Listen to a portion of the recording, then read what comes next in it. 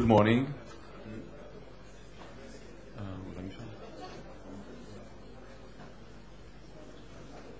Good morning, honorary guests, Laurent of the Dan David Prize, dear speakers and audience.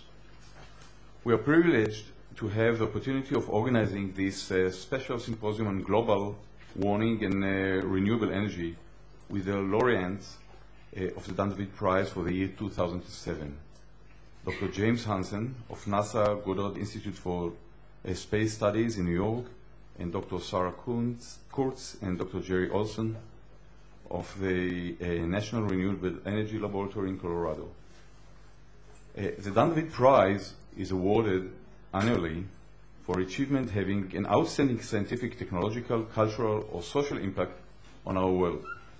Each year, fields are chosen within the three time dimensions: past, present, and future. This year, the future dimension has been devoted to the quest of energy, and this is why we're here. Dr. Hansen was awarded the prize for what the jury described as his exceptional work that changed our perception of planet Earth and our understanding of the global forces that control climate changes. Dr. Olson and Dr. Kurtz were honored for their profound research and technological breakthroughs in the field of photovoltaic energy, which have the potential to alleviate the world's impending energy crisis. Today's symposium is part of the Dan David Prize events and is organized jointly by the Porter School of Environmental Studies at Tel Aviv University, the Department of Geophysical and Planetary Sciences, and the Fleischmann Faculty of Engineering. The symposium consists of two parts. The first deal with the threat of global warming, with a lecture by Dr. Hansen and future discussions on the Israeli perspective by Professor Alpert of Tel Aviv University.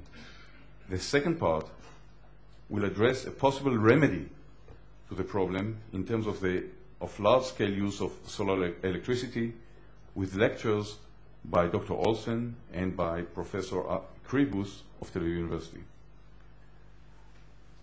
I would like to mention that the profound scientific aspect of Kurtz and Olsen's work were presented yesterday by Dr. Kurtz in the special seminar at the Faculty of Engineering, and I would like to express our gratitude for that.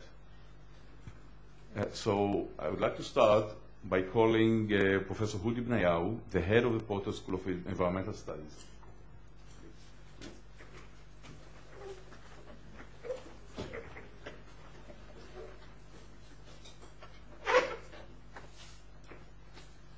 Thank you.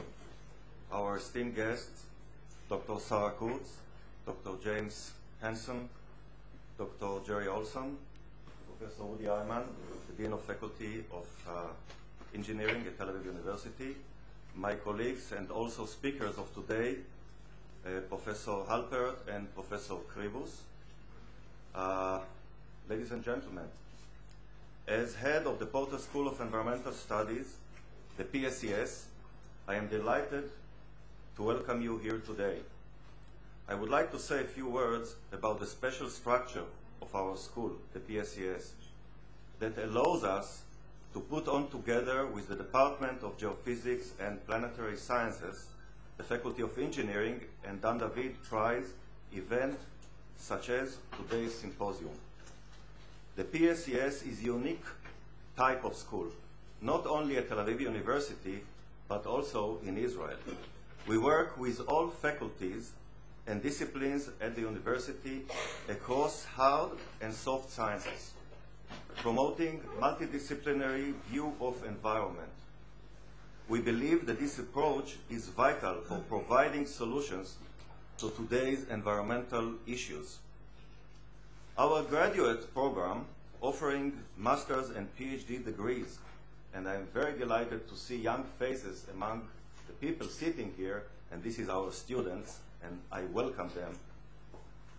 This program adopts this approach as the students can undertake their environmental research from whichever disciplines they choose, with access to all the university's faculty, departments, and facilities. The topic of today's symposium, global warming and renewable energy, is one of, if not the most pressing environmental issue facing us today. It is a global issue which is relevant to all of us. At the PSES, we aim at tackle environmental problems that are of high priority nationally, regionally, and internationally. It is therefore fitting that much of our work at the PSES deals with the different aspects of global warming, renewable energy, and related topics. The 2007 Dan David Prize honors Dr. James Hansen, Dr. Sarah Kurtz, and Dr. Jerry Olson for their significant contribution in the field of quest for energy. I am delighted that we have been able to bring together and to host today the Dan David 2007 laureates and warmly welcome you. I wish all of us an interesting and fruitful symposium. Thank you very much. Thank you, Professor Meyaw. I'm honored now to invite, to start the first half of the symposium, and to invite Dr. James Hansen, who will speak on global warming.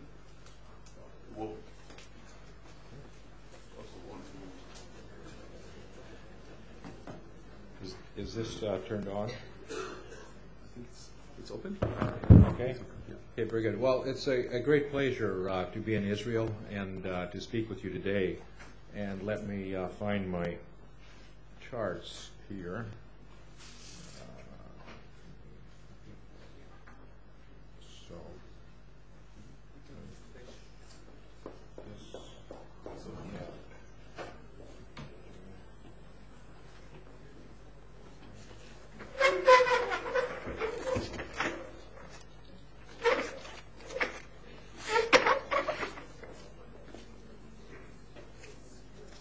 Okay.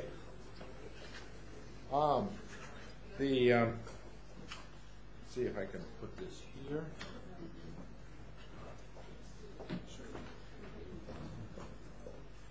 Should work a little better. Okay. So, global warming, connecting the dots.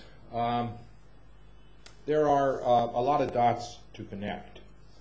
And in the middle of the night, I decided that I really need to give a little bit different talk than I usually do. To get into half an hour, 35 minutes, whatever I'm allowed, is difficult. And I want to make sure that I get to some of the dots that I think are important. And if I start with too much science, I'm afraid I may not get to some of these. So I'm going to reverse it and start with some things that I usually talk about at the end. And to the extent that I don't get to all of the dots, you can find on my website, which is given there, charts and papers that may do a better job of that, a more complete job. For example, you now hear a lot, at least in my country, that the United States should not do anything until China agrees to do at least as much. That's really not an appropriate way to look at the problem if you look at the data. It is true that the current carbon dioxide emissions, and carbon dioxide, as I will explain later, is the principal greenhouse gas that's causing global warming, and all the more so in the future. Carbon dioxide will dominate the problem.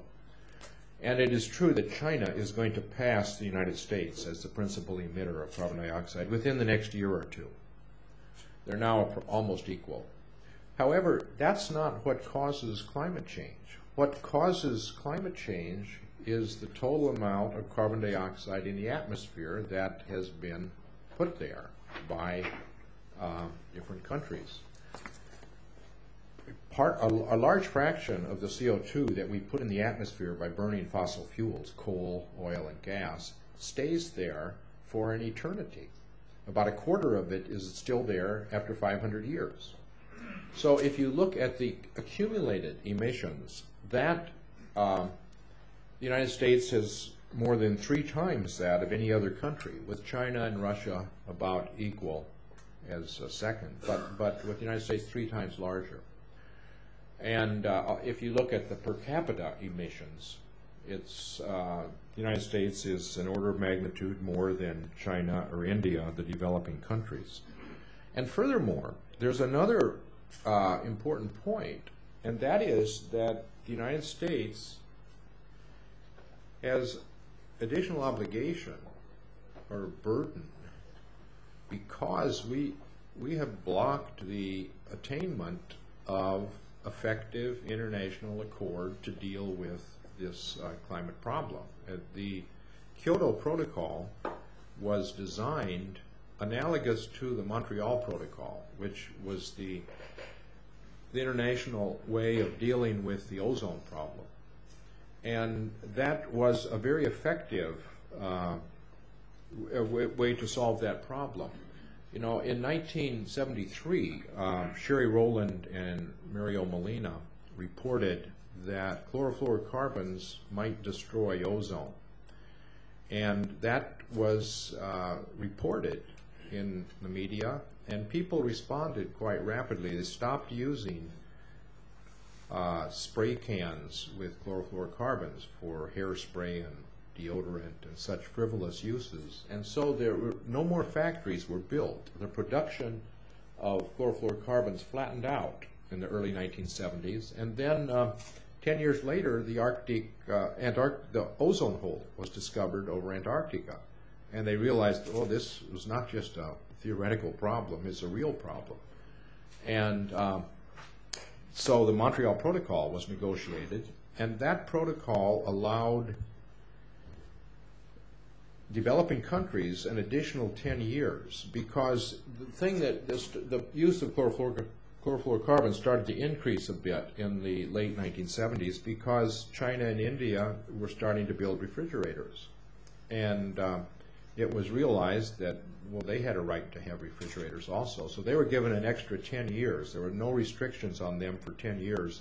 But then they had to agree that they would phase out chlorofluorocarbons also 10 years after the developed world did. And they did it with the assistance of the developed world, technological assistance and financial assistance in phasing out chlorofluorocarbons. And the problem was solved. So that was really a success story. The scientists gave a warning. The special interests did deny the science for several years, but eventually they came around and developed alternatives to chlorofluorocarbons. And the media did a good job, the public did a good job, and the United States and Europe exercised leadership in solving the problem. In contrast, in the global warming story, I think that we scientists have not done a very good job of making clear how important the problem is, and the fact that we will produce a different planet if we continue with emissions on business as usual.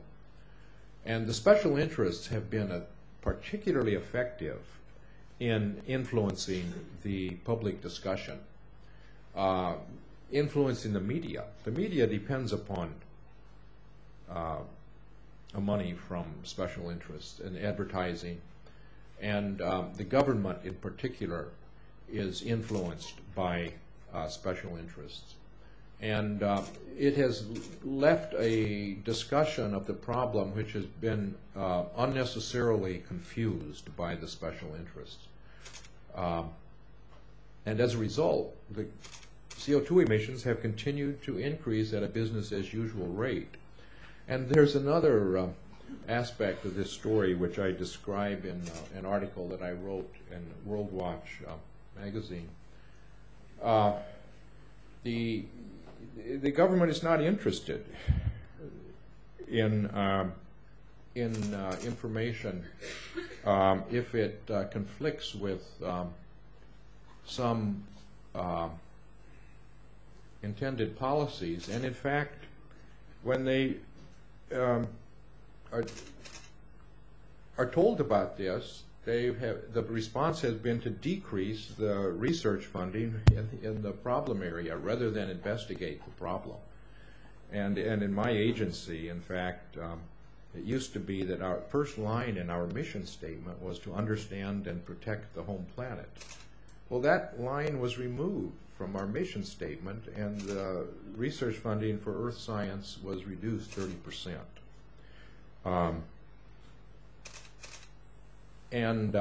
So one of the dots that I like to mention at the beginning, this was one of the recommendations that I made in discussing global warming at congressional testimony.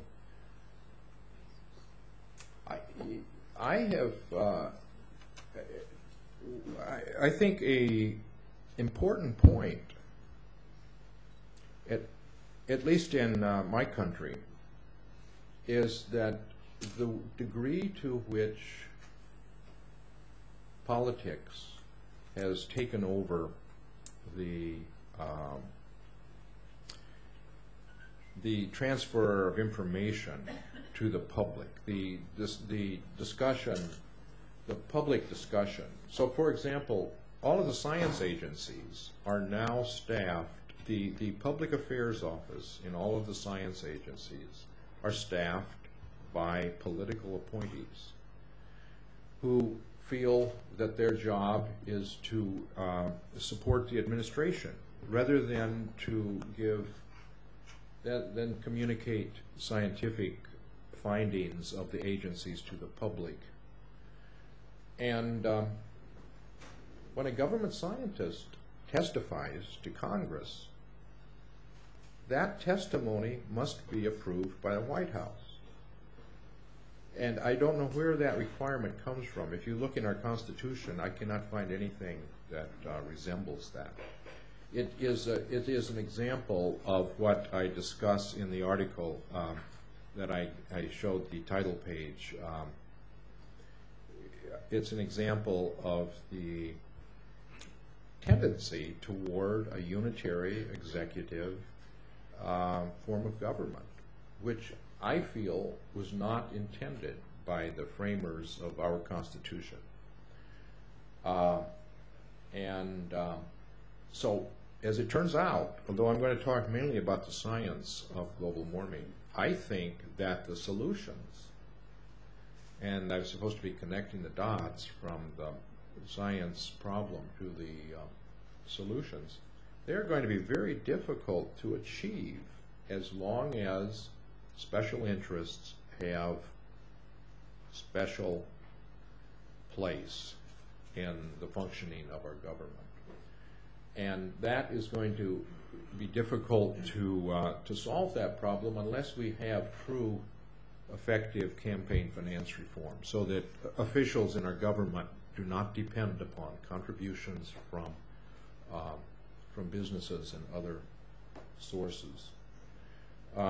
Okay, now, so those are some of the dots. Oh, well, let me say one more thing. Who bears the responsibility for the situation we're in that I'm going to describe in a minute?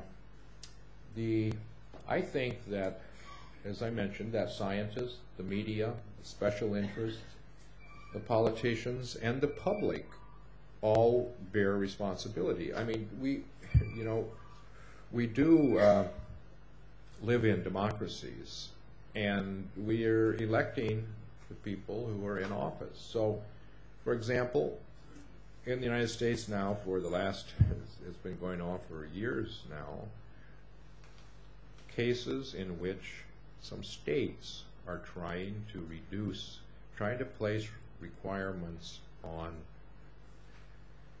automobile manufacturers to produce more efficient vehicles that produce less CO2 and other pollutants. But they are opposed in court not only by the automobile manufacturers, but by the friend of the court, the government. And that government is our government. And it's weird. I'm saying our, I mean United States government, which we elect. You know, it's our so we can't blame it on the government, because we're in a democracy. You elect the officials. Unfortunately, who will pay is none of the first five. It's going to be the young people. Also, it's going to be the developing countries, because as you will see, they tend to be both more vulnerable, and as chance has it, the climate effects tend to be larger in the developing world. And of course, the other species on the planet don't have anything to do with the problem, but they're going to be affected by it. Now, there are a couple of scientific points that I want to make. One is that if we imagine that we put into the atmosphere a pulse of carbon dioxide by burning fossil fuel, by burning coal or other fossil fuel, that carbon dioxide is partially taken up by, especially by the ocean, but also by the soils and the biosphere. And relatively quickly, this is the remaining fraction of the pulse. And so after 30 years, already half of it has been taken up. But after 100 years, a third of it is still there. And after 500 years, about a quarter of it is still there, because most of it is taken up by the ocean. And the CO2 that goes into the ocean then can bubble back out. It exerts a back pressure on the atmosphere. And until there are chemical reactions that take it out of the ocean and deposit it as sediments at the bottom of the ocean, it's going to continue to put CO2 back into the atmosphere. So it takes, it takes many centuries. It takes thousands of years for these for the CO2 to go back into the earth.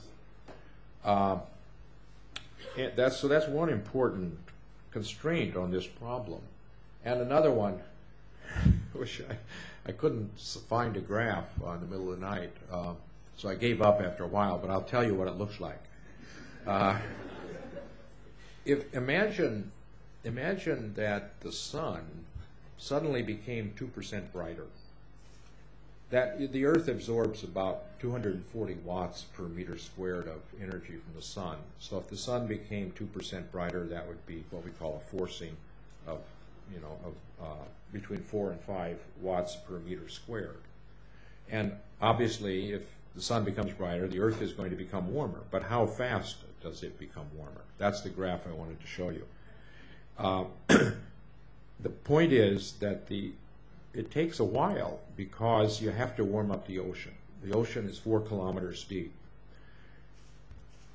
The response time does depend upon climate sensitivity and feedbacks, but for the typical, the climate sensitivity that we now understand is, and I'll explain to some extent how we know, but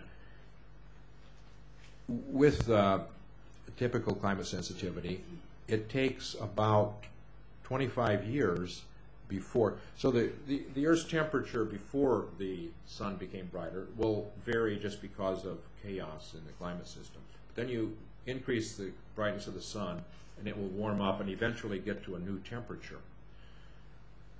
Well, it takes about 25 or 30 years, we estimate, to get half of that warming. But then the ocean, the surface of the ocean that is partially warmed up mixes with the deeper ocean, so that after 100 years, you still only have 65 or 70% of the equilibrium warming. And after 500 years, you've got about 95%. So the point is, there's a lag of several decades in the response of the climate system to a forcing. And that's how this problem differs from the typical. That's one. Those two reasons: the fact that the pollutant stays in the atmosphere for centuries, and the fact that the system does not respond to the pollutant immediately. makes this problem more difficult, and it's the one which has made communication with the public and communication with policymakers particularly difficult, because people like to wait and see. They like to see the problem before they're going to deal with it. And in the case of air pollution, particulate air pollution, that which affects human health, people, you know, they waited until eventually in the 1950s the pollution in London became so bad with smog that 1,000 people died in a short time, and then they realized we really had better stop burning coal in household furnaces and stoves, and so they passed regulations that stopped that. And when you stop it, within 5 days the pollution's gone, because particles fall out of the atmosphere that quickly. Well, that's not the case with CO2. It's going to hang around for centuries. And the other difference is you could see the effect then, but now we can't. We've only seen part of the effect. There's additional global warming that's in the pipeline due to this long response time of the system. So far the Earth has warmed up about 0.8 of a degree Celsius, and it's just enough that you're almost able to see it. Public can notice that there's beginning to be some change, but it's small in comparison to weather variations, because the weather depends more upon what direction the wind is blowing from. If it's blowing from the north instead of the south, it'll be 10 degrees difference in temperature. So it's a little hard to notice 0.8 of a degree change, but there's more that's in the pipeline. And so the problem is there's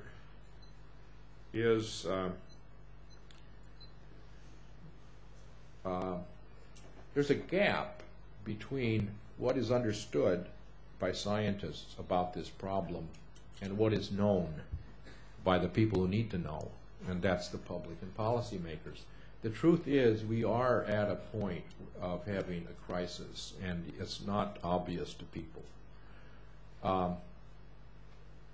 We are near tipping points of the climate system. Two in particular, the sea ice in the Arctic has begun to decrease. In the warm season, the summer and fall, there's been a reduction of about 25% in the amount of sea ice in the Arctic.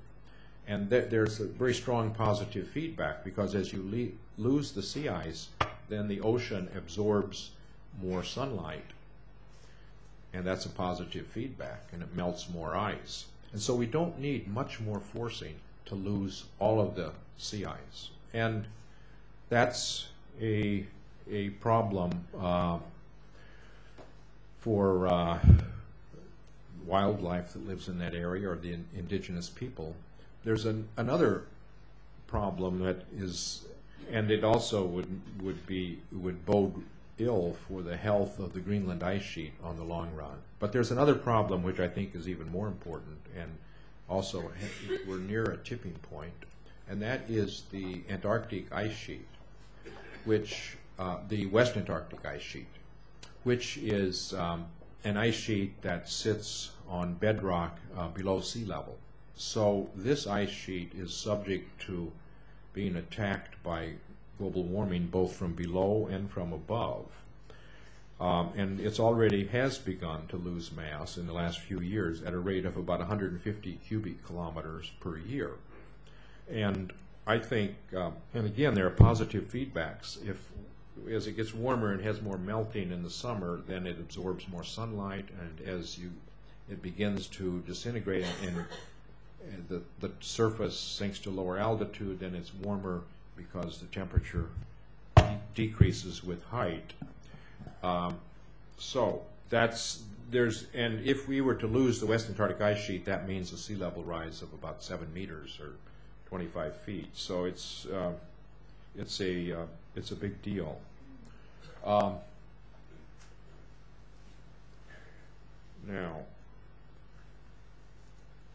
I'm supposed to end when? Pardon? Okay, so about 10 minutes. Okay, so we live in the Holocene. This is the temperature, it's actually the temperature in Antarctica, because we can measure it there quite well by taking an ice core, which has a record of the temperature at which the snow formed at the time the ice sheet builds up from snow fall year after year. So we have a record of more than 400,000 years of the temperature. But the temperature at other places on the Earth has a very similar shape. In the Antarctic, the temperature between the warm periods, the interglacials, and the ice ages varies by about 10 degrees Celsius. At the equator, the variations are smaller. They're only 3 to 4 degrees, and on the global average, it's about 5 degrees. But we've been in this nice warm period for almost 12,000 years. It's called the Holocene. And that's the period that civilization developed in. And it's been actually part of the reason that civilization was able to develop is the sea level was stable during that period. If we go back to the last ice age, sea level was 120 meters lower than it is now, and in the transition from the ice age to the interglacial, sea level was going up 1 to 2 meters a century on the average, and in some cases for as much as 4 to 5 meters per century. Well, this period of so in the Holocene, the planet was warm enough to keep ice sheet off of Canada and northern Europe, but it's cool enough to keep ice sheet stable on Greenland and Antarctica. We're about to leave that nice intermediate stage. This is a graph, the quantity, don't have time to explain it, but oxygen 18 in ocean sediments tells us it's a measure of both the amount of ice on the land and the temperature.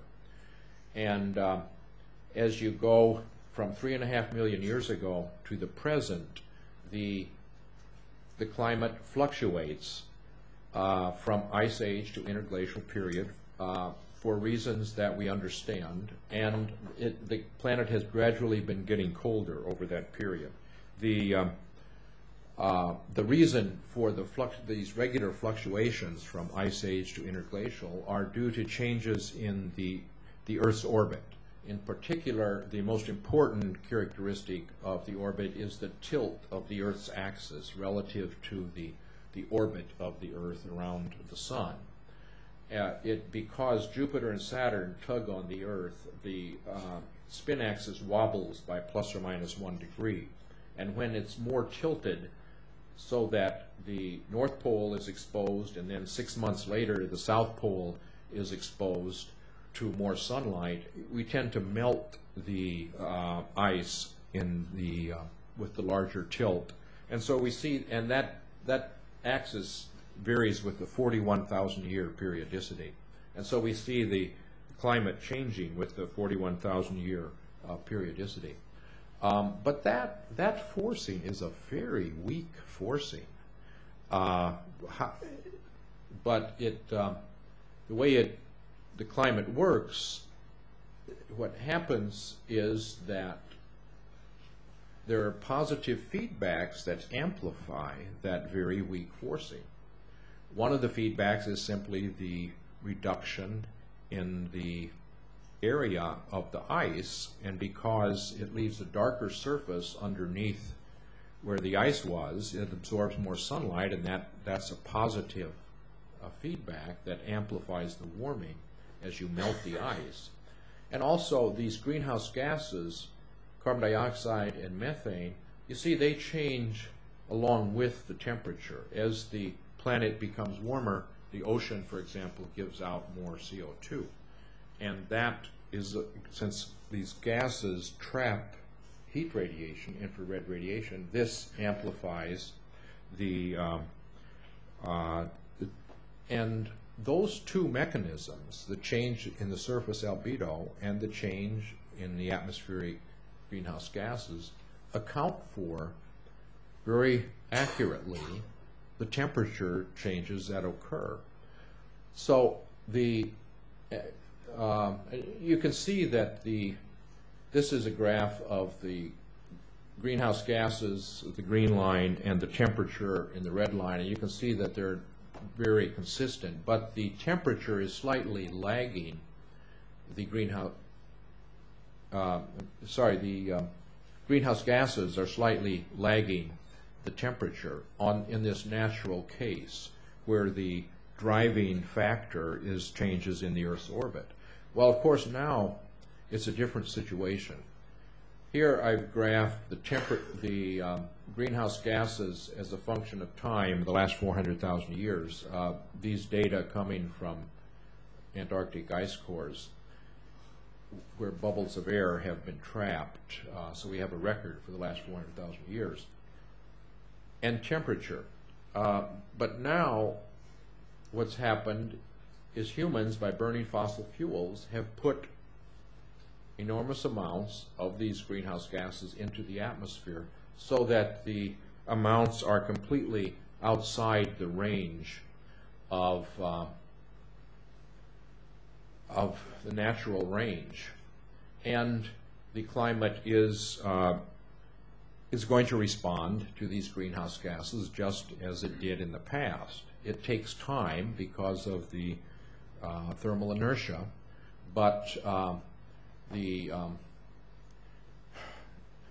conclusions from this paleoclimate case are humans, bottom line is that humans are now in control of global climate. So we're not going to have any more natural cycles. The Earth will never go to an ice age again, because to prevent an ice age we only need a thimbleful of chlorofluorocarbons. So there's no reason that humans would allow the planet to go to an ice age. Problem is the contrary, that we're going to become warmer, and we need to limit the amount of that warming. The warming is now about 0.8 degrees Celsius in the last 100 years, with 3/4 of that warming in the last 30 years, while in the last few decades the greenhouse gases have been increasing most rapidly.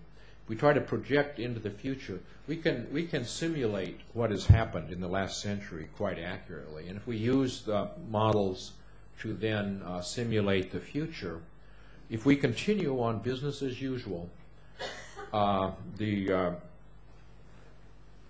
have a pointer here. If we continue along business as usual, we will get global warming of 2 or 3 degrees Celsius before the end of this century.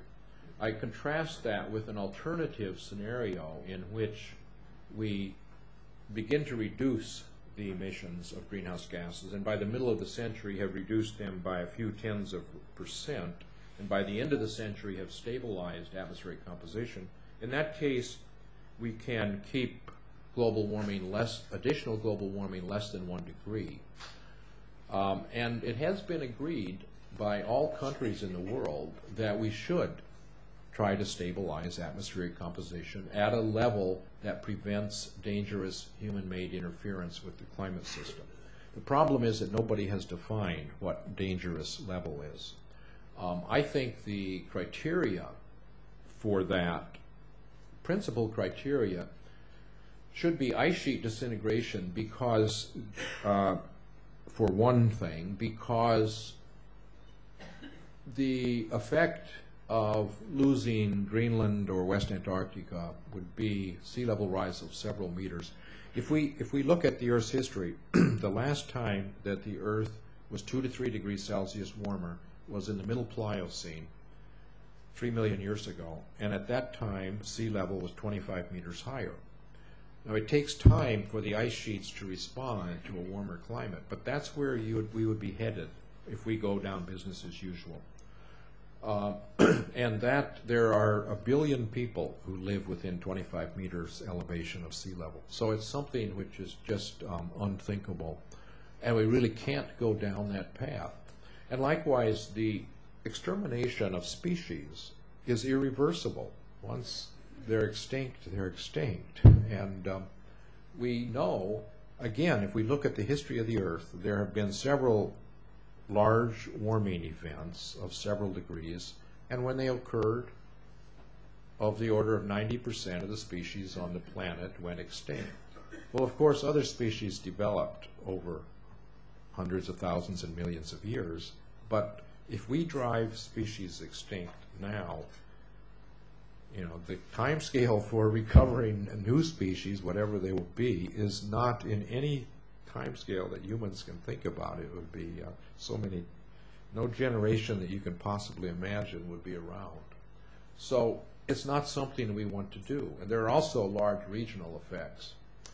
And we are, well, I'm going to have to summarize, but the changes on the ice sheets are beginning to happen. Summer melt is increasing, and the discharge of giant icebergs to the ocean has doubled from Greenland, and we know for sure that the mass of both Greenland and West Antarctica are decreasing now at rates of about 150 cubic kilometers per year. So, and if we, if we did have 25-meter sea level rise, there would be more than 250 million people in China, and the entire nation of Bangladesh would be underwater. So we really can't go in that direction.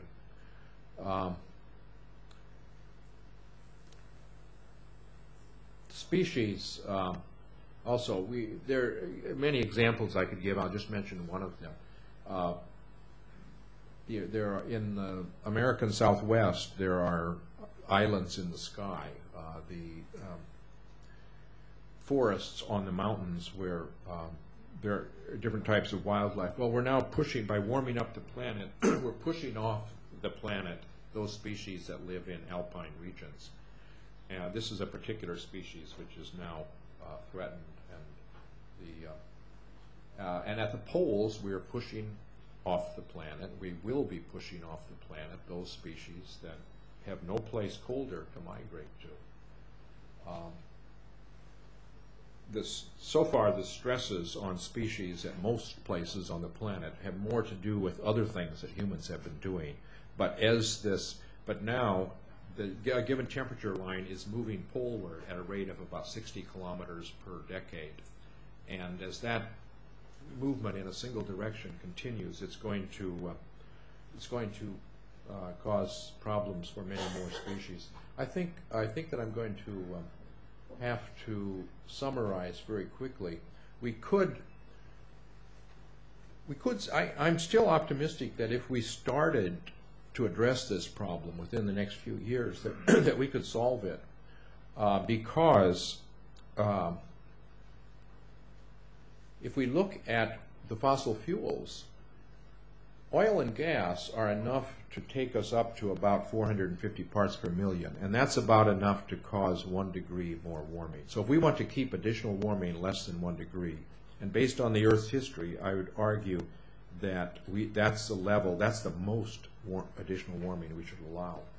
We could probably achieve that if we would agree not to use coal and the unconventional fossil fuels. That means tar shale and tar sands, except where we capture the CO2 and sequester it. So the coal, we should not be building any more old-fashioned coal plants. We should wait until we have the technology to capture the CO2 and sequester it. And if we did that, and if we stretched conventional oil and gas by means of both incentives, that means of pricing, and by standards, then we wouldn't need to begin to develop tar shale and such things, because we're going to eventually have to move to different technologies anyway. And we just need to do that more quickly and stretch the existing fossil fuels. And there are other forcings that we could reduce that allow a little bit more CO2 to exist then. And we can draw down atmospheric CO2 both by improved agricultural and forestry practices and by burning biofuels in power plants, capturing the CO2 then and sequestering it. So in effect then the plants draw the CO2 out of the atmosphere, we capture it at the power plants and sequester it, so we're putting the CO2 back where it came from, in the ground. And so it is possible to solve this problem, but only if we begin to address it. And the problem has been that that we've been denying the problem and arguing about it rather than beginning to address it.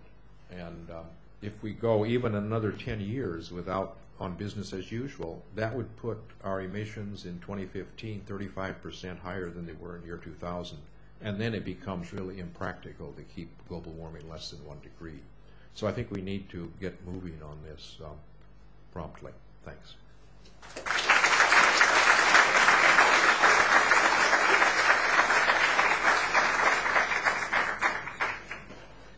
Thank you, Dr. Hansen.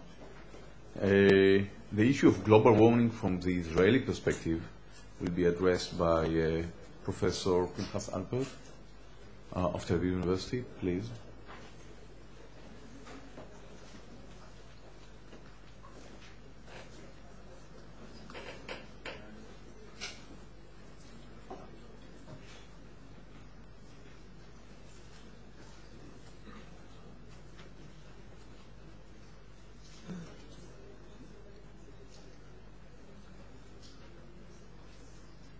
The way I want to address the issue is a little different than what my colleagues and students here are expecting after thinking also through the middle of the night.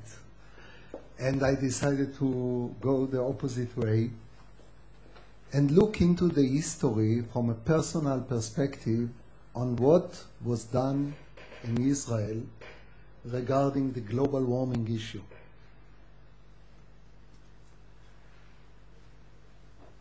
I happened to stay with Professor Lintzen for 2 years in my postdoc studies.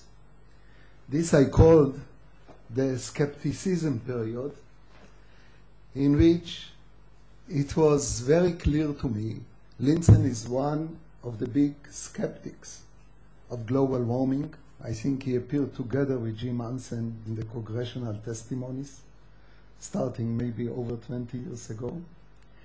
And the first, when I returned to Israel, to Tel Aviv University in 1982,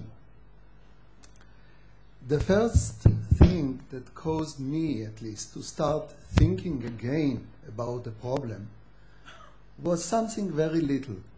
I called it a mesoscale climatic change over South Israel.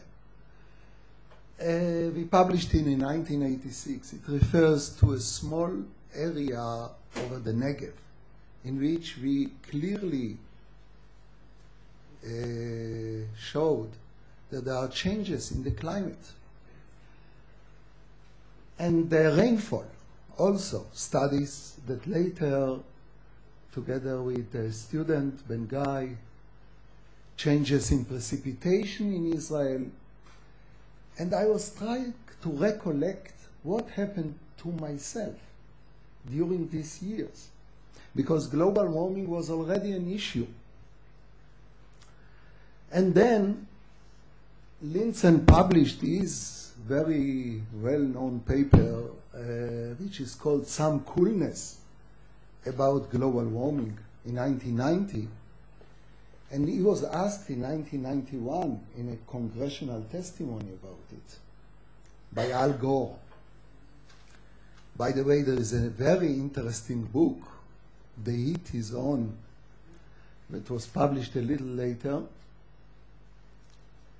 that brings the discussions in the congressional testimonies between Al Gore and Lintzen. I think also your discussions there.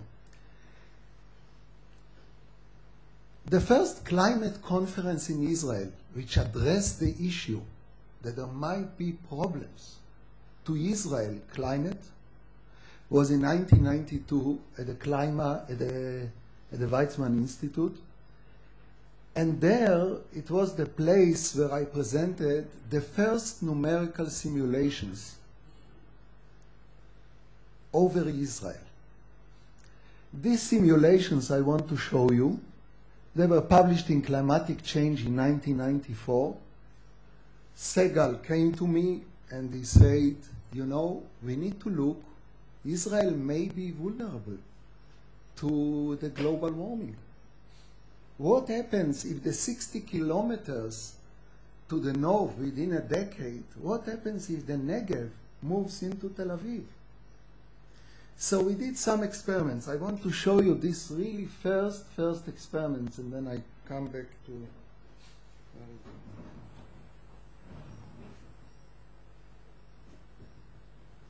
Oh, okay.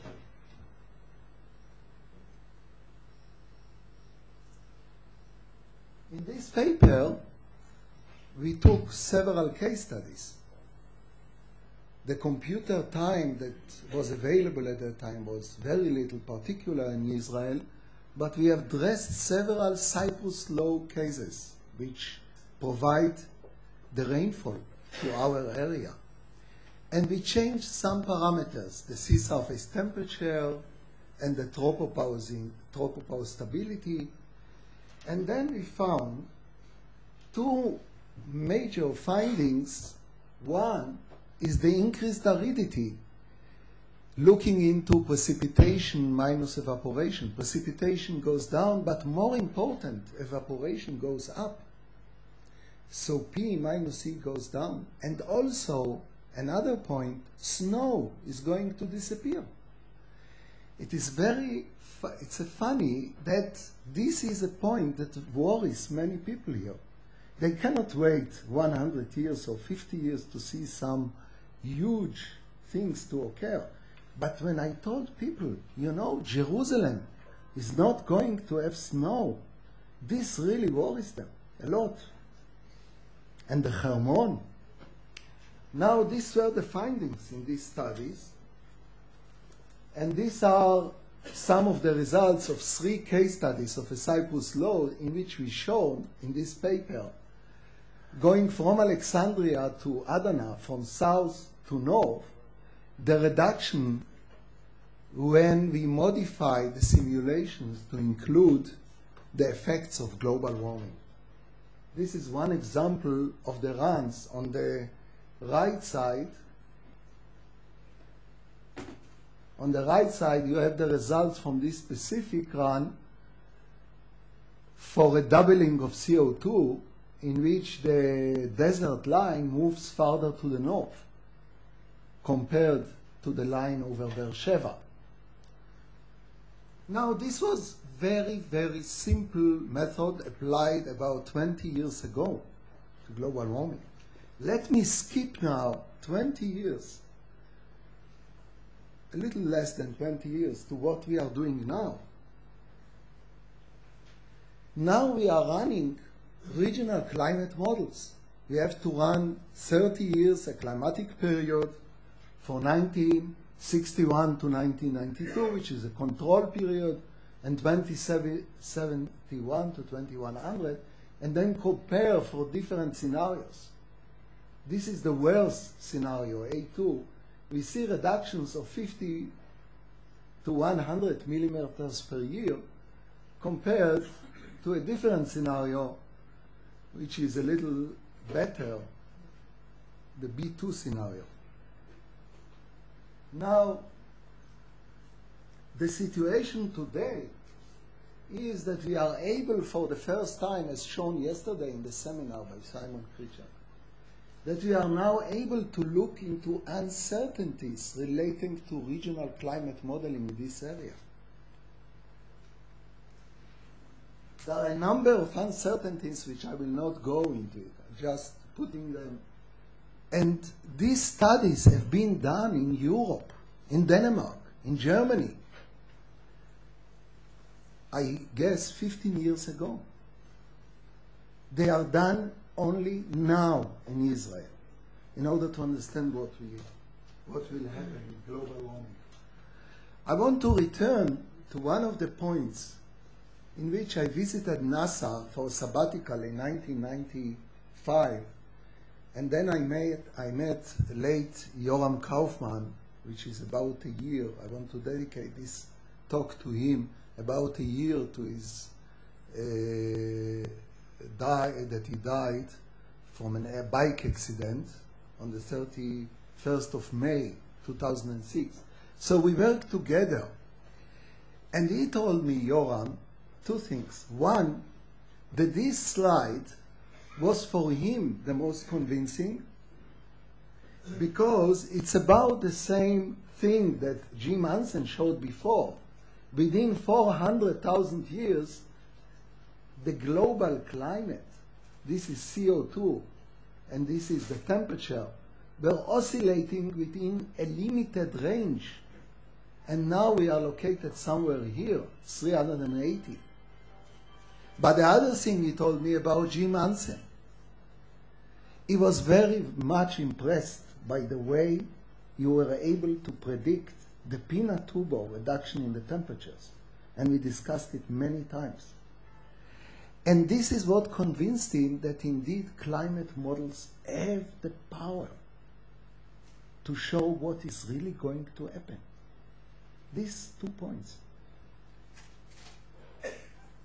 Now, I want to bring another point in which, of my personal perspective, when I was representing Israel in this IPCC, which is an intergovernmental panel on climate change in Shanghai, which was a summary in January 2001 of the earlier report. And I want to bring you a short, very short story in which I understood the power of the politics.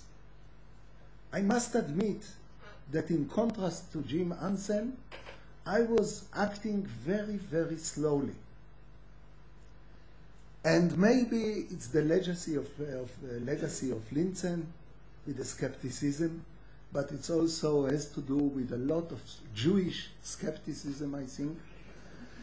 But this is something which brought to my mind what is the power given to the oil companies. I was sitting there in Shanghai in this meeting, and we were discussing this sentence for the policymakers. The global average surface air temperature has increased by 0.6 degrees since 1860. And this value is about 0.15 degrees larger than the estimated by the second assessment report. Dr. El Saban, the representative of the government of Saudi Arabia, with a very large delegation. They have 4 or 5 people. I was the only one from Israel. He suggested to insert something in this sentence, and after estimated to put the words more subjectively. And this took from the 3 days discussions about 2 hours, because the objections were made even by the United States representative, by the way. He was also objecting to this. But then I understood really what is in stake here. One example.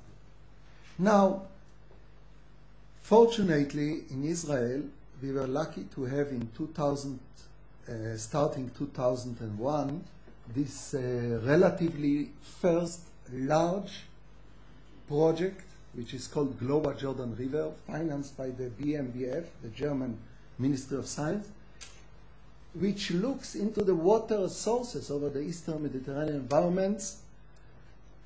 And this is really the first investment in understanding what is going to be the impact of global warming in Israel on water sources, on biodiversity, on forests, etc. About $1 million per year since then, with many, many groups. I am very glad that this started, and these are the 2 main objectives of this project. But I am happy to inform you that the government of Israel is now have made a very important decisions. On the 11th of March 2007, there was a meeting as proposed by Yeshayahu Baror, the chief scientist of the Ministry of Environment, but put forward by the Ministry of the Prime Minister. And we had representatives from all the ministries, really, maybe not all, but most of the important ministries in Israel. And a decision was made to establish national committees in these subjects: energy, water, coastal processes, agriculture, health, environment, biodiversity, and climate. And the mandate given to these committees is to study what we are going to have another meeting in June to see what are the potential impacts in Israel and what is really necessary to study in the near future, very soon, about these impacts. Now I get to my lecture. And the lecture is about regional climate trends to extremes and regional modeling over the Eastern Mediterranean. And I realized that I will be finished at about this time. So thank you.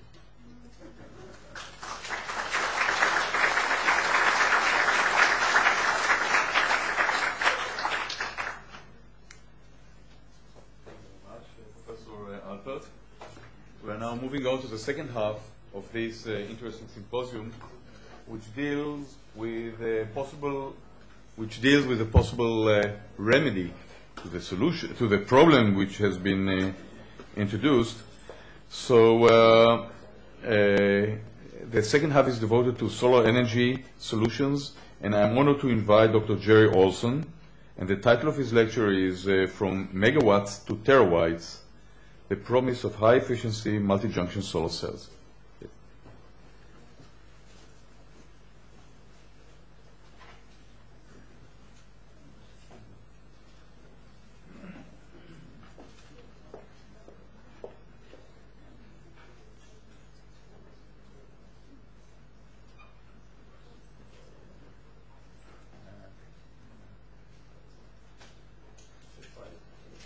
This in here?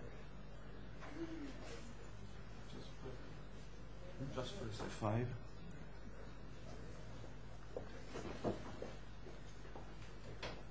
Sorry for the delay there. I typically use Macintosh computers, and so the keyboard is a little bit strange to me.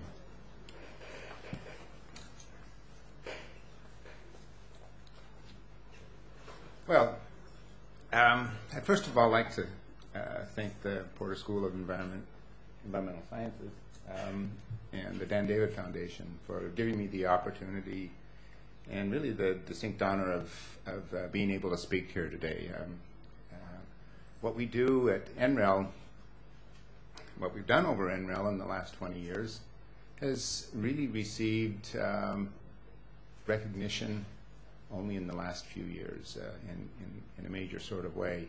And one very large part of that recognition has been from the Dan David Foundation, and for which we are truly grateful.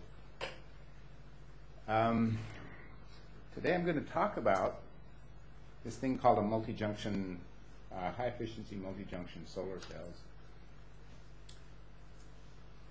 This is a schematic of the device. This is a schematic of the device. Won't mean much to you right now. Solar cells are often called solar batteries because they typically have a negative terminal and a positive terminal. But as opposed to a regular battery, they only give off current. They only deliver current to a load when you shine light on them. If you don't shine light on them, there's no current. Now these types of cells have been around for a long time. They began, probably the first solar cells were invented back in the mid-1800s. The first real practical uses came in the mid-50s. Bell Labs and some of the electronics companies started using them to power remote telephone stations. And actually, it was one of the first solar satellites going into space were first powered by silicon solar cells. But this particular solar cell is quite unique in that it's essentially 2 to 4 times more efficient than any other solar cell on the market today. So typical solar cells are 10 to 20%, I should say. This solar cell can be anywhere from 35, 40%. And I'll get to that in a moment. This is the device for which we received the Dan David Prize It was invented in NREL in about the mid-'80s. And probably more important, related to the fact that it's the most efficient solar cell on the market, is the fact that it has spawned a renewed interest in a solar cell technology, namely concentrating PV, which up to about 4 years ago was, I would say, basically on the brink of extinction. Currently, this solar cell has a very valuable use in outer space. In particular, almost 80% of the satellites that are now launched into space are powered by this satellite. In addition, there's a couple of rovers up on the surface of Mars called Spirit and Opportunity, which whose lives have been extended by, in part, having really good solar cells to power those rovers. Well, in that talk, you may have stumbled over the first line of the title. Well, what's a terawatt? And it's hard for a lot of people to get their mind around the magnitude of this number. But maybe I can give you some idea. A megawatt is basically 1,000,000 watts. You know, a light bulb takes about 60 watts. 1 megawatt will power a few hundred homes. A terawatt is 1,000,000 times bigger. Okay, and we use the quantity we use the units terawatts because to run the world you need something on the order of 15 terawatts of electricity. That's in today's situation. In 1990, it was only 9 terawatts. In other words, growth of the world's energy needs is growing at a rate of about 2 or 3% per year. And it's this growth in the generation of electricity, mainly by fossil fuels, which is contributing almost exclusively to the greenhouse effects, okay, that Dr. Hansen and the other speaker talked about earlier this morning. Now, from an energy standpoint, what's going to happen over the next 20 years, say, because of a world population that's growing, we're probably going to need something on the order of 10 terawatts of carbon-free power. Now, this isn't necessarily renewable power. It could be conventional power where we do carbon sequestration. Probably some of this 10 terawatts will be averted by just good conservation techniques. But for the sake of argument, let's just say that we need 20% of that 10 terawatts to be generated by renewables. That's a big number. It's a really big number. And the people in the solar cell industry right now, a typical company makes 50 megawatts, maybe 100 megawatts. It's going to take a lot of those companies to get to 2 terawatts 20 years from now. But to some extent, it's possible. The major market out there right now is a technology called flat plate crystalline silicon solar cells. This is an image of a large array of those solar cells.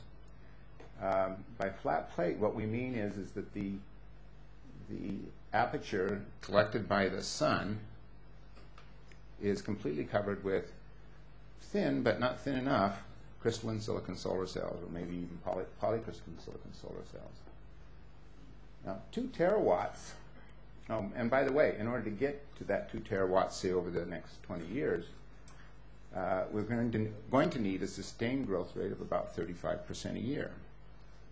Now, that's what the current growth rate is in the photovoltaics business, and there are many people who think that that number can be sustained, if not even increased, over the next 20 years. But one of the biggest problems with trying to generate such large amounts of power with flat plate crystalline silicon or flat plate copper indium diselenide, basically any of the flat plate technologies, is that you have to cover a huge area with a very expensive, high cost, high purity, high tech material. 2 terawatts of material running at about 12% efficiency would cover about 17,000 square kilometers. Now, that would probably fit nicely in the Negev desert, okay, which isn't a big problem. That's if you want to cover all of the Negev desert with solar cells. But the real problem here is the fact that in order to do that, we're going to have to come up with something on the order of 100 billion kilograms of a highly refined, very expensive material called semiconductor silicon. The growth rate that we're currently experiencing in the photovoltaics business, 35% per year, is already creating, whoops, how do I go back? Is already creating shortages of this material. It's driving up the cost of the solar cells. That's good for business. But there's some companies that may go out of business because they can't get high purity silicon. So what's the solution to this? Well, it says here, concentrator PV to the rescue. Concentrators have the enduring quality, all concentrators have the enduring quality. That light that falls on a mirror, a curved mirror or a lens, or even distributed sections of lenses, tend to focus that sunlight down to a smaller area that's smaller on the order of 500 to 1,000 times. Okay? So in other words, this is where you'd put your solar cell. Okay? And all of the light falling on the lens gets focused to that solar cell. And if this lens is a square meter, all right, the solar cell that you put here is about that big. Okay? So you see how you can save a tremendous amount of material, a material that's very valuable compared to the materials that go into making a concentrator. In addition, the efficiency of that solar cell, when you shine, say, 100 or 500 or 1,000 times suns on it, the efficiency increases, so you need less aperture area, and in addition to that, decreases the cost tremendously. And in fact, there's studies out there by, for example, Swanson and Progress in Photovoltaics, 2002, that suggest that these concentrating PV technologies have the lowest cost of any of the solar technologies. Now, actually, that's not the case now. These systems that are produced by Solar Systems Limited in Australia are fairly expensive. They're coming down in price, but I'll get to them. I'll get to them in a moment. I'll get to why they're probably fairly expensive. But they show you that here's a large mirror that collects about 100 kilowatts of solar power. It focuses that solar power down onto a small area of gallium phosphide, gallium arsenide solar cells, and generates from that small area 30 kilowatts of power. If you were to put this array just in full sun without the lens array, this number would be somewhere in the neighborhood of 15 to 30 watts. Not very much. So this is a very graphic illustration of what concentrating photovoltaics can do for you. Well, as I mentioned before, the PV industry has an awful lot of promise, but there are several problems. So it's an industry that's basically in its infancy. Last year, only 3 megawatts of concentrating PV were sold worldwide. Part of that's due to the fact that concentrators have to be deployed in rather sunny climates. You know, if the sun goes in front, if a cloud goes in front of the sun, the power output from a concentrator essentially goes to zero, whereas a flat plate solar cell might still put out 20, 10, 15, 20% of its nominal peak power. Related to that fact is the requirement that the concentrator must always be pointed at the sun. It must track it, otherwise the focal spot moves off the cell and again produces no power. So they're considered to be more complicated. There's moving parts and A lot of people in the solar industry are really adverse to those two words, moving parts, as if we put any moving parts in anything, it's automatically going to degrade. And I'll get to that in a moment, too. But other things that are limiting the cost of these systems right now are, as I mentioned before, the markets are fairly small. The techniques for building these systems are in the dark ages still. I mean, this is an Aminex, a 25 kilowatt Aminex system that's built in Southern California, and they're basically built by hand on a factory floor. The other thing limiting the cost of these systems now actually are the efficiency and cost of the solar cells that are used in them. Now, for this whole array, you only need a little bit of silicon, the area of which is equal to, say, one of these little modules up here. But because you're focusing so much light on those solar cells, they have to be somewhat special compared to flat-plate solar cells, and hence the silicon solar cells used in these arrays cost more than flat-plate silicon. In addition, silicon is a very mature technology, and with a lot of really good work, they've pushed the efficiency of silicon solar cells up near the theoretical limit. So, for the most part, there's very little room for silicon to make further contributions to reducing the cost of these concentrated PV systems.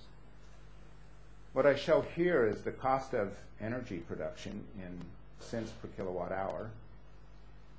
So this is 10 cents per kilowatt hour as a function of the cost of the solar cell in dollars that would go into or would sit behind a lens where that lens is concentrating the light down to about a spot where the intensity is 500 times higher than the normal sunlight intensity. So you can see that for any one of these curves, as you drive the cell cost down, the cost of electricity goes down. But more importantly, as you drive the efficiency of that solar cell up from 25, 30, 45, 50, 35, 40, 50, you can see an even greater increase in the efficiency of the device at, say, fixed cost. Well, as I mentioned before, silicon, which is the material that's used in most of the concentrating PV systems right now, is kind of stuck in this range right here. It's a very good candidate, and there's actually a fairly high probability that in the long run, most of the systems you see out there will be silicon, at least for the near future. But this new gallium phosphide technology, even in its infancy, is still able to compete favorably with silicon. And the big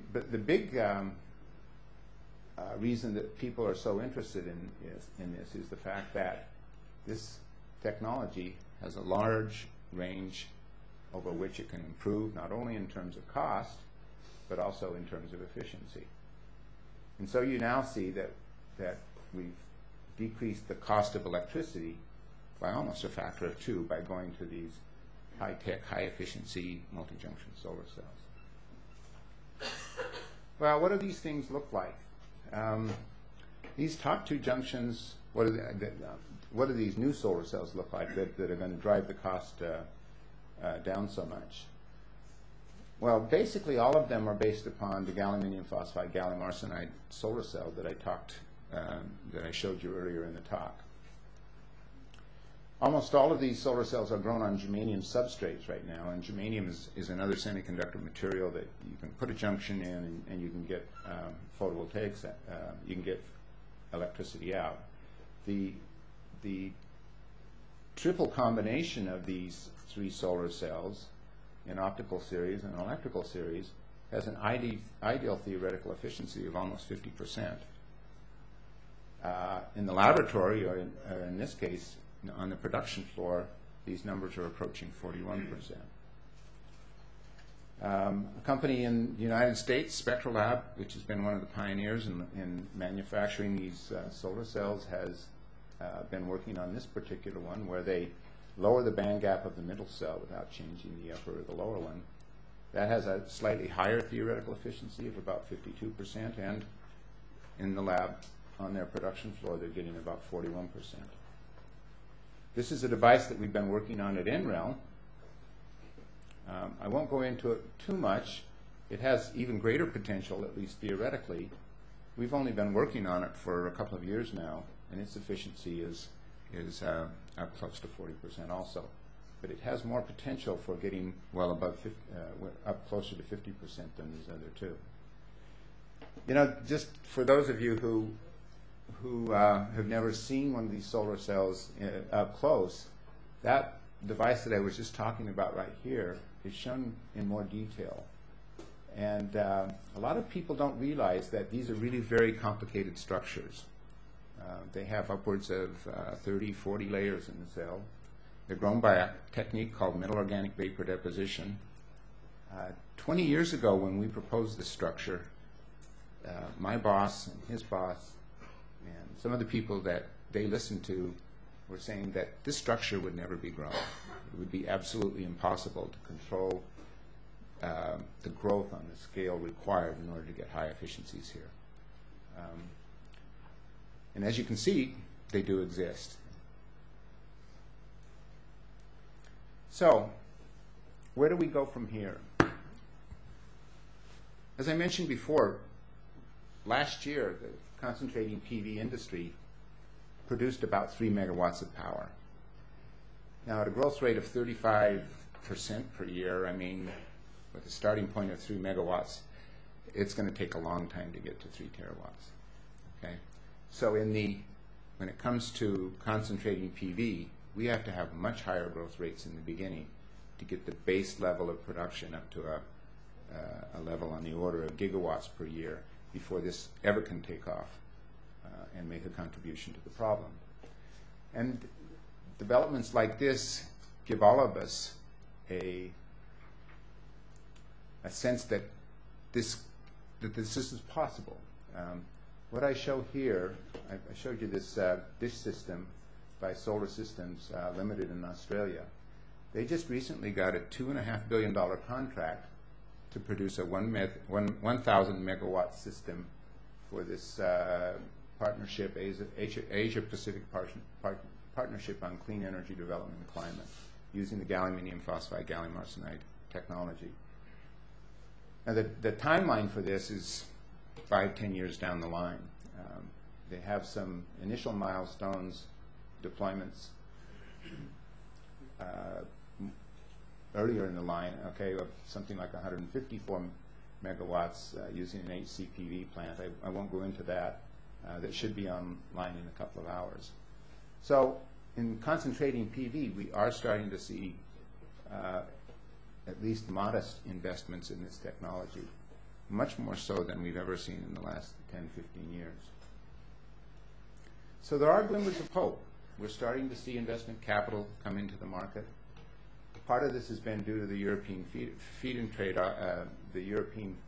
tariffs that have helped stimulate the flat plate silicon market. And probably just as important, the investors out there are starting to have some awareness of the market potential for not only solar cells in general, but for concentrating PV specifically. That's also accompanied by growing interest in other renewable technologies, wind, solar, thermal. And I'd like to end with hybrid vehicles, because I think hybrid vehicles are really a good model for how this industry could have grown, will have to grow in the next 10 years. I mean, hybrid vehicles get about 2 times the fuel economy of an average car. Our solar cell that we've developed over the last 20 years is 2 to 4 times more efficient than the typical solar cell that we have out there. By saving fuel, we reduce the number of tons of CO2 dumped into the atmosphere by this car to something on the order of 3 tons per year per car. We began development of our solar cell in the mid-'80s, as was done for the hybrid cars. Production started at about the same time. Spectralab started making those solar cells in the mid-'90s. Honda and Toyota started making their hybrid vehicles. I'd like to say that we had invested $1 billion, okay, in the development of our solar cell, but I think it's more like 1/10 of that, at most. So we've actually done a pretty good job with about 1/10 the money. One of the big arguments against concentrating PV is that because of these moving parts and so forth and so on, they're going to be very complicated and not going to be very reliable. When the hybrid cars came out, there were numerous problems with reliability, and yet in 2006, last year, the Prius is considered one of the most reliable cars on the road. Also, the initial public acceptance of the hybrid was fairly low because it was considered too expensive, and yet last year, over 500,000 hybrid cars were sold worldwide. Well, what if, in that same time period, we had had a similar rate of growth with these concentrating PV dishes? So in other words, if we had produced 500,000 of these dish concentrating PV systems. Remember what I said? Last year, we made 3 megawatts of concentrating P, enough megawatts to supply maybe 1,000 homes. This 500,000 would have been more like 3 million homes. Another interesting piece of data, last year the car industry worldwide produced 65 million cars. Okay? If that had been 65 million dish systems, we'd be well over 2 terawatts today. Okay? So these things are doable. These concentrators, they're not super high tech. And the part that is high tech is very small, and it's very manageable, and it's very efficient. I'd like to leave, before I go to my summary, show you a graph, a pie chart from the most recent World Energy Outlook, 2006, published by the International Energy Agency. And what this shows is the accumulated investment in energy infrastructure. I don't know exactly what the reference scenario is, but it doesn't include very much solar, from 2005 to 2030. Let me first of all draw your attention to this. The total investment is on the order of $20 trillion. Okay? Half of that, more than half of that, is going into electricity, power generation, and transmission. There is a bit of a renewable aspect to this. 1% is going into biofuels. Don't quite know why, because it doesn't make an awful lot of sense from the renewable standpoint, but maybe that's why it's in there. But my point is that the industry, the conventional power industry out there, is already planning to invest $20 trillion over the next 20-some-odd years. I think with green-friendly government policy, we should be able to get a part of that, either through carbon tax, incentives, that sort of thing. So finally, in the next 20 years or so, we're going to need terawatts of carbon-free power. Looks like that hyphen got misplaced. The gallium arsenide gallium phosphide concentrator PV technology is probably one of the most promising ways of getting to that level of green-free power. It's going to require a tremendous amount of capital investment, and I believe it's going to require changes in government policy more friendly to green energy. It's also going to take a lot of awareness on the part of the public. You know, if the public didn't know about the Prius or the Honda hybrids, they're not going to buy them. And when they do buy them, they don't buy them because they cost less.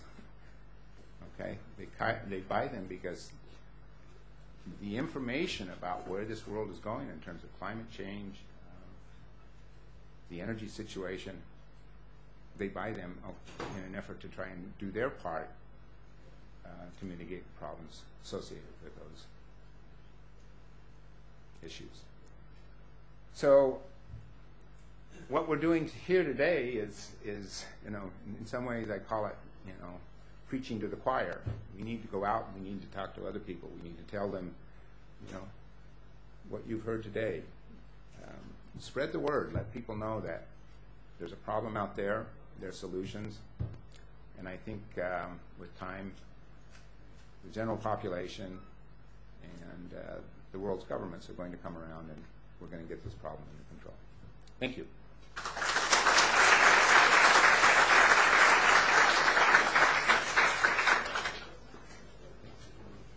We have time for short questions, so if there is any. Otherwise, we shall defer all questions to the end of the symposium. So I would like to invite my colleague from the Faculty of Engineering, Professor Avi Grigos. Subject.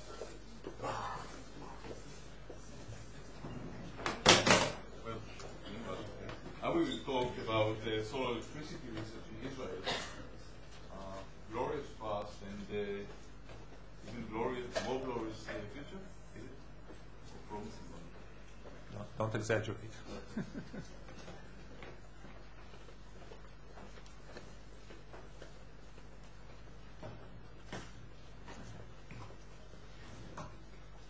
Well, we have heard about this enormous breakthrough and the re-emergence of concentrating photovoltaics.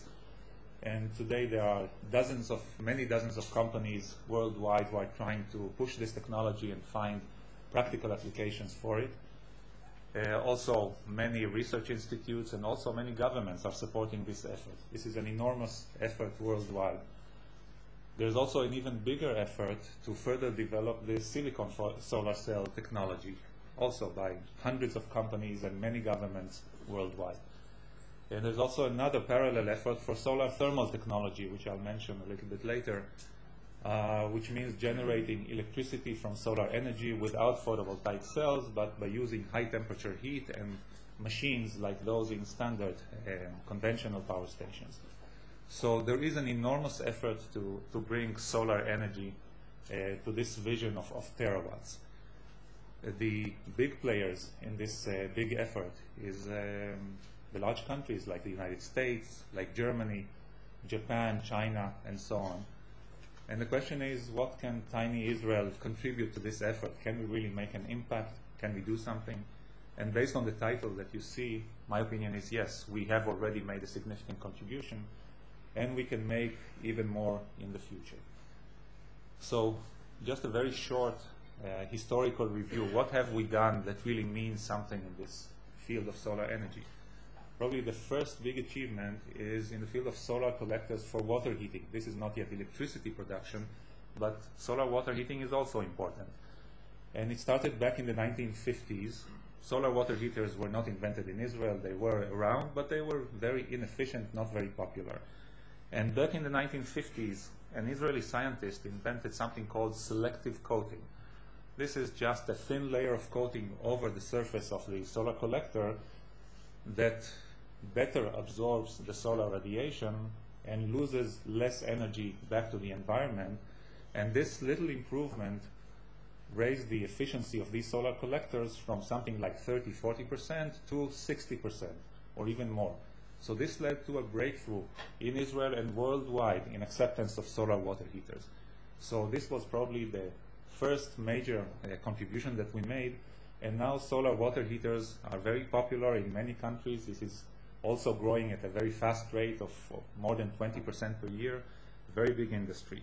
And it all started back in the 1950s with this little invention in Israel who made it all cost-effective, efficient, and a good idea to use. Later, this selective coating, the idea of selective coating, was used also in solar power plants, and I'll get to that in a minute.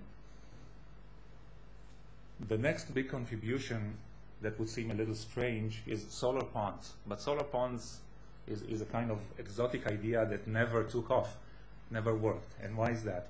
Solar ponds were very popular in the 60s, a nice idea how to collect solar energy and store it with a very little investment, just a big hole in the ground with some water in it.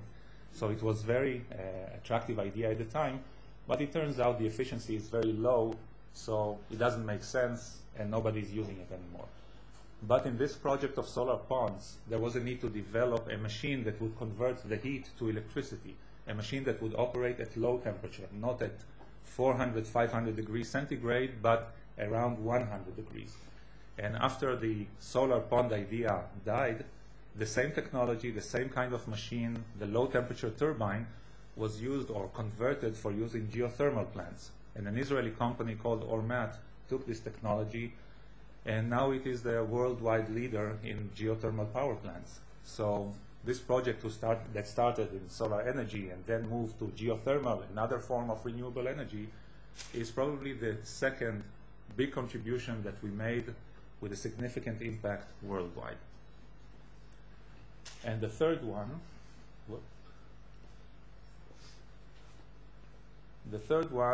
which may be the most well-known, is the parabolic trough technology with solar power plants still operating today in California, the size of 350 megawatts, and they were built by an Israeli company called Luz.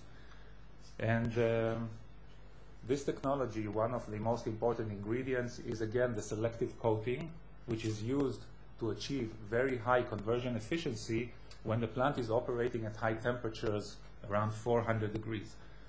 So this Israeli company was a pioneer, and it built these plants during the 1980s. Most of these plants are still operating today at even higher efficiency than it was in the beginning. And actually these power plants are used as a reference whenever somebody comes and says, I suggest a new solar technology, then everybody says, okay, how does this compare to the Luz plants in California? So this is a major success story of an Israeli company, and this is probably our third big contribution that we made already to the world of solar energy. So this is history. What do we have today? And I'm talking about the research and development, because unfortunately in Israel we don't have significant implementation. We don't have big solar power plants in Israel, not yet anyway. So let's talk about research and development.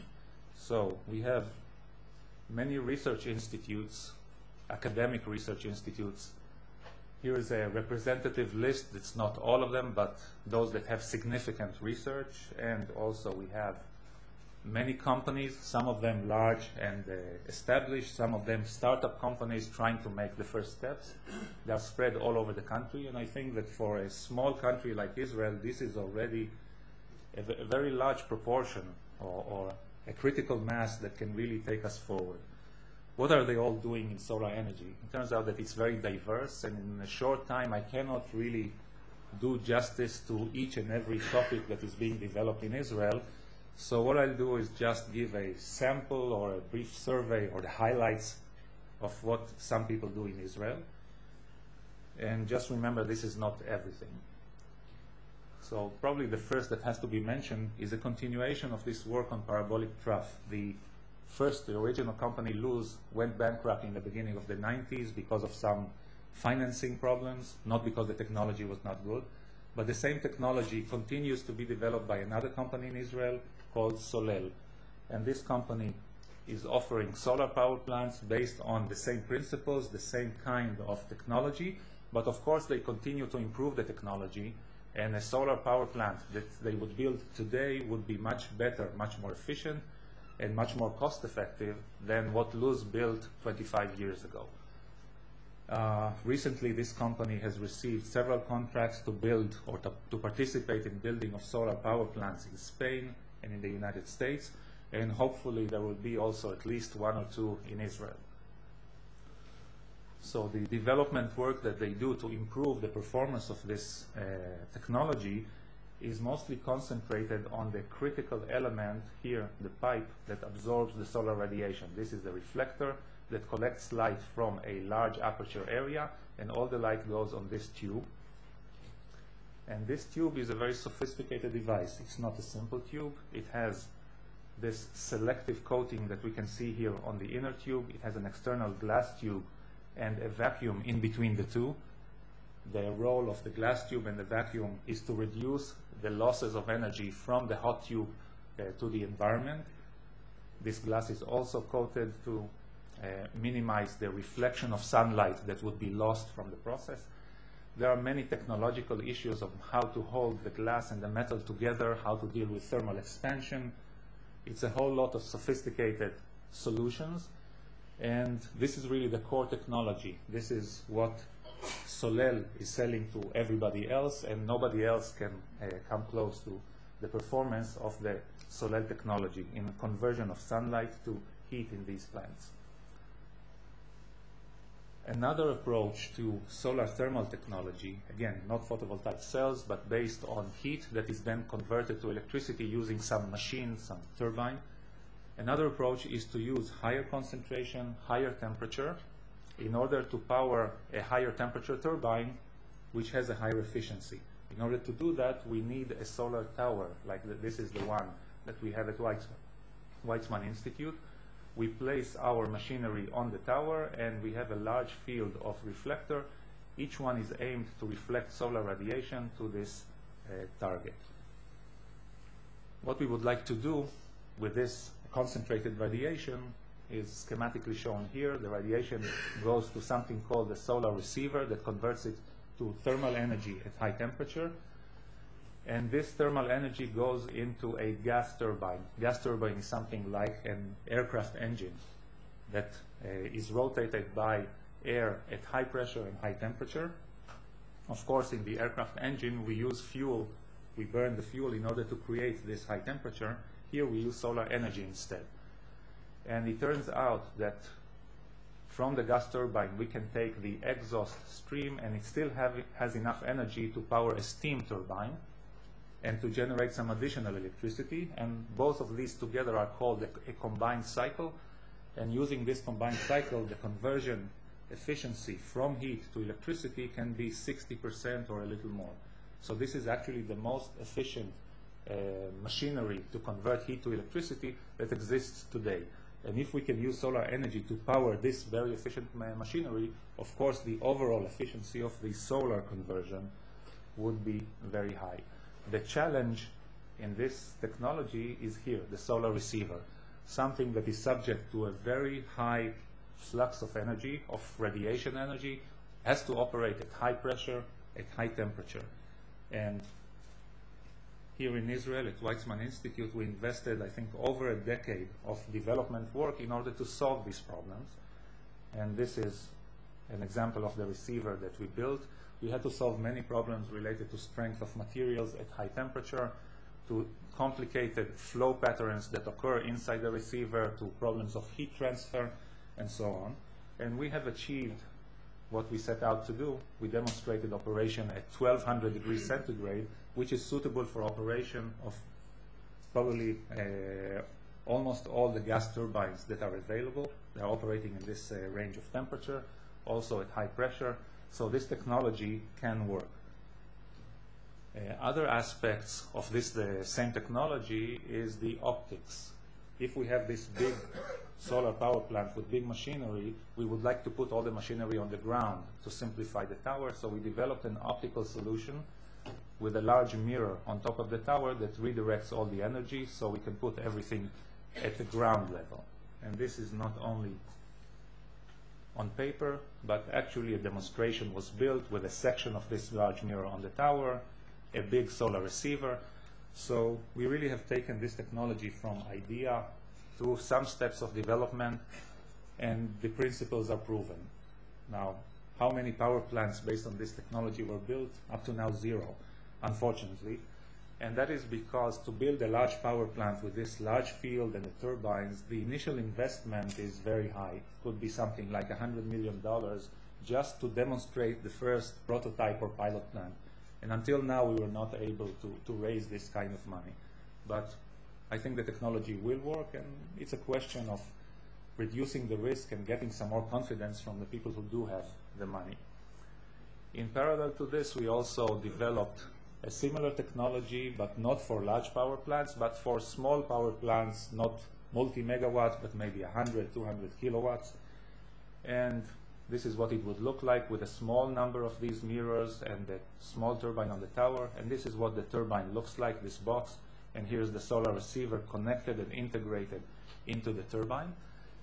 Demonstration system operating on these principles was built by a company called DIG. It was built in China, and it is working, and they hope to build many more of these. Hopefully they will succeed. So this was about solar thermal technology, converting solar energy to electricity by intermediate steps of thermal energy and then a machine. But let's go back to the photovoltaic technology, the concentrating photovoltaics that we heard about. We in Israel do not develop these or build these advanced cells. Apparently we do not have the infrastructure or the capability to work at this front. But we do many other things that are related to the concentrating photovoltaic technology. And we concentrate on things that are a little easier to do, like the optics of the concentrators, like the system integration, like the module integration, which means how to take these cells and connect them together to something that works. So one example or one project that is going on at Sde Boker in the Negev desert is using this large parabolic dish. This is actually the largest in the world, as far as I know, the largest one that is moving to track the sun, more than 400 square meters. And in the focal area of this dish, we put this kind of photovoltaic module. This is not the advanced cells that were developed at NREL, but a different type of cells that were developed in Germany, and also promises to give the high efficiency. So this is one type of system that is being developed, intended for large power plants. Each one of these can generate maybe 100 kilowatts of electricity, and if you have a large desert area, you can put many of these to create a large power plant. On the other end, this was the biggest dish. So here is maybe not the smallest dish, but a very small dish that was developed in a different, with a different kind of end use in mind. This dish that we see here is about 1 meter in size. The cells are placed here. This is a picture of only 6 cells, so this is about this size, a few centimeters. And the idea is not to build large power plants, but to distribute these systems on rooftops everywhere. There's a huge amount of empty rooftops that are not used for anything. The area is free, so why not put these systems on these rooftops very close to the consumer? And this is called distributed generation. So this is another type of system that we develop here in Israel. And these cells are actually made by Spectrolab in the US using the same technology that was developed in NREL that we heard about earlier. Another concept which is very similar but is designed to integrate into the building, not just sit on top of the roof, but integrate into the building so it would look like this, like any flat collector for water heating or flat plate PV.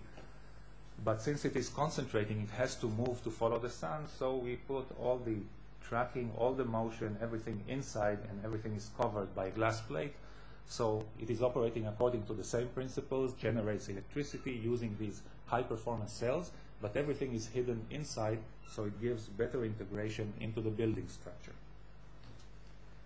Another principle that we developed here, and actually it's very simple, but I think not many people in the world thought to go in this direction, is the principle of cogeneration or polygeneration. Even if we take these high-efficiency cells, we realize that something like 70% of the solar radiation that we collected is being lost, and we get maybe 20 or 30% of it as electricity. So why should we lose all this energy since we worked hard to collect it? So let's try to capture this energy. This energy is available as heat, and let's try to use this heat as an additional energy product coming out from the same system. So now we have cogeneration, which means the same system produces one stream of electricity and one stream of heat, 2 different products that both can be used by the end user. And then from the solar energy that we collected, we actually use maybe 70% or even slightly more, and not only 20%. So this makes a lot of sense. And this is also very easy to do, because in a photovoltaic, in a concentrating photovoltaic system, you always have to take care of this heat and remove it. So in the back of the cell, there is always some kind of metal plate or something similar that removes the heat and discharges it to the environment. So instead of throwing away the heat, we circulate some kind of liquid in this metal plate. Could be water or another liquid, it doesn't matter. And this liquid goes to the user, and the user can use the heat instead of just throwing it to the environment. One of the most interesting, in my opinion, applications for this approach is to use the heat for air conditioning. Obviously, whenever you have high solar radiation, you also have the need for cooling and air conditioning. So it goes together very well. So we can use the heat coming from the PV cell to power a machine called absorption heat pump or absorption chiller. It doesn't matter what goes on inside. This is existing technology. This machine accepts heat, and at the other end it gives cooling. Doesn't matter how it does it. So we just connect an absorption heat pump and we get the cooling energy as an additional energy product, and we save additional electricity by not having to operate a conventional air conditioner that consumes electricity. So if we count how much electricity overall we save by producing electricity and saving on the air conditioner, we can get these fantastic numbers of 40 to 45%. This is based on thermodynamic analysis. And let's remember that the standard photovoltaic cells have about 15% efficiency. The advanced systems based on the multi-junction cells, but producing electricity only, would have about 30% efficiency, and here we can go above 40% efficiency just by using this little trick of capturing the thermal energy. In a different direction, probably some of you have heard about this American company, Sol Focus, that raised a lot of interest and raised a lot of money subsequently. And they are developing this kind of very elegant system that is built of many small concentrators. Each one is built from 3 stages of concentration: a primary reflector, a secondary reflector, and the terminal 3rd stage. And here is a small photovoltaic cell. Even those who heard about this company probably don't know that the original design and the optimization that led to this was actually done at Ben-Gurion University here by Israeli researchers.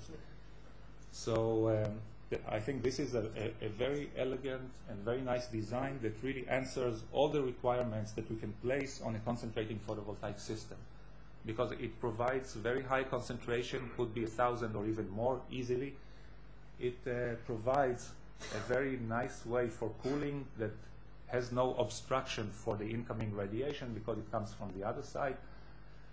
It is relatively easy to produce. Of course, it has to be produced with sufficient accuracy and so on, but it is not so difficult. And it is very compact. Usually concentrators have a long focal length, so they put the cell over here. But here, everything was designed and optimized to be very compact, and this is very good for installation, for transportation. So this is a very nice design, and I'm happily taking credit for this by work of my colleagues from Ben-Gurion University. The same research group is actually looking forward to the next stage. We are talking about concentration of 1,000. This is where everybody else is. But they are asking the question, what happens if we can increase the concentration, let's say, to 10,000? There are no, let's say, commercial large-scale concentrators who can do this today, but let's say that there will be someday. Will we be able to operate our photovoltaic cells at this range of 10,000 concentration? Will the efficiency be higher? Will there be any problem? So they actually have a concentration of 10,000 coming out from this optical fiber going into the photovoltaic cells, and they make very nice basic investigations of what happens in this range of concentration. And this is something that may be implemented in 10 or 20 years, and it's very nice to investigate now whether it's a good idea to go in this direction. Just a few tidbits of other projects. This is a project in the US with a very unique design of passive cooling for the photovoltaic cell, and this was actually developed by an Israeli researcher at Weizmann Institute, just to mention contributions. This is another project with a very nice idea of spectral splitting of the radiation and then going to 2 separate cells, and again, an Israeli inventor, entrepreneur is involved in this project, although the project itself is carried in the United States. And there are many other things that I have no time to mention, many other investigations in Israel on basic aspects of materials and how the electrons go from one place to another inside the photovoltaic cell, and also practical questions of production, manufacturing, lowering, reducing the cost, and so on. So we have no time, but I have to leave you with the impression that there is much more than what I've described here. So what can we see for the future? What will be our contribution? I think looking at the current research, we realize that Israeli researchers are contributing in many aspects, maybe not in development or manufacturing of the cells, but in just about everything else. And our researchers are contributing to many projects, both in Israel and in other countries. So I think this is the way to go, because the energy problem is really a global question, and we have to work with others and combine ideas and resources. So what I've tried to show you is that we do have a diverse and active research community here that has reached a lot of achievements and can reach even more. What we don't have yet is implementation, but this is changing. At least I hope so. We have a lot of interest from the business community, from many investment funds in Israel are now going green. And that doesn't mean that they're actually investing money. Probably the amount of money invested is not so high yet, but at least everybody's talking green, so this is the first step. And probably most important is the government. For many years in Israel, the government has done practically nothing to support solar energy, only very little drops of support.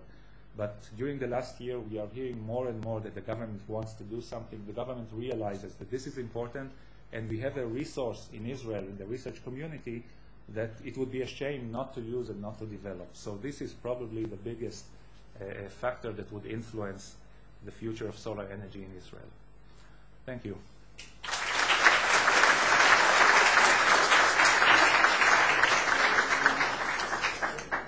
Thank you very much to the speakers.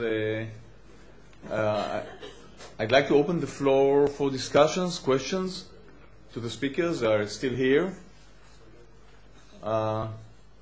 Any question? Yes, Ruben, please. I have a question to the first speaker. I'm one of the confused.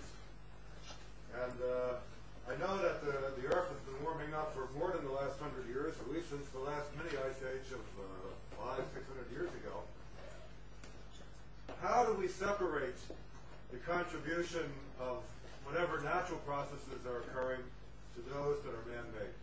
How do we know that it's us that's doing it rather than what's been going on since 1600, 1400, whenever it was that the last mini ice age was? Well, the one good way to do that is to measure the different contributions. And since the 1970s, we've been able to measure the solar irradiance, which is has always been a major consideration and probably was the predominant factor in the Little Ice Age. We know that the sunspots disappeared during that period, and we can't convert the knowledge of that was during the first telescopes were available then, and Galileo observed the sunspots, and but we can't go backward to get precise measurements at that time, but we can attempt to relate visible features and using our knowledge of solar physics. But at any rate, now we can measure, and the sun is varying by 0.1% on the 11-year solar cycle. But so far there's no trend. And there are other natural factors that we can measure. The volcanoes provide a significant forcing occasionally. The thing is that if we compare that with the forcing due to human-made greenhouse gases, the humans are now winning. And that's why I believe that now the last 30 years the temperature has just started monotonically almost increasing. And we can look, although it's a little difficult to look back over this last millennia, because the climate change has been on a global average very small. There's been a slight cooling over the last 6,000 or 8,000 years, and that's again, it's probably related to the changes in the geographical distribution of sunlight due to the changes in the Earth's orbit. Anyway,